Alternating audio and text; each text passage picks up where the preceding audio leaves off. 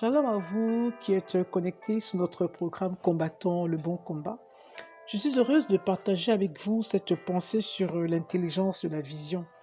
Les Saintes Écritures nous enseignent dans Job 33, 14 à 15 que Dieu parle cependant tantôt d'une manière, tantôt d'une autre, et l'on n'y prend pas garde. Il parle par des songes et des visions nocturnes. Vous savez, bien souvent, l'objectif de Dieu se cache dans son langage, et sous ces différentes formes d'expression se dissimule la vision.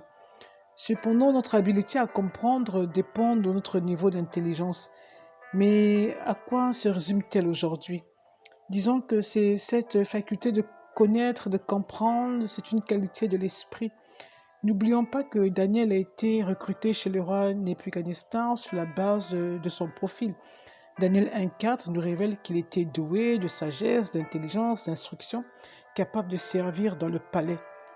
Bien-aimé, le temps est arrivé où Dieu veut se révéler à nous dans une autre dimension de manière particulière. Il veut manifester sa gloire dans nos vies. Avons-nous la capacité de saisir sa pensée aujourd'hui? Femme, qu'as-tu reçu de Dieu exactement? Qu'as-tu vu? Que t'a-t-il dit? Sommes-nous attentifs? Que nous dit Daniel 10? Face à la calamité qui avait été annoncée, Daniel fut attentif et eut l'intelligence de la vision. Cela signifie deux choses. La première, il a exploité les trois dimensions de son potentiel. Et la deuxième chose, c'est qu'il a eu la capacité de comprendre et d'agir dans le temps. Quelles sont les leçons à tirer? Trois idées fortes.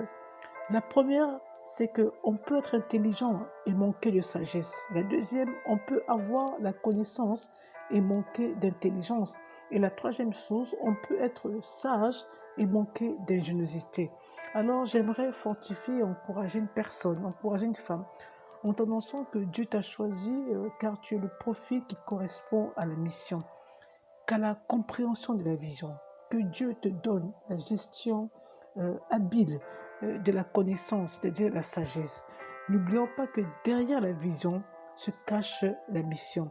Alors, quelle que soit la complexité ou la grandeur de ce que tu as vu, ne te décourage pas. Dieu t'a choisi et il te dit que tu es capable, il te rend capable.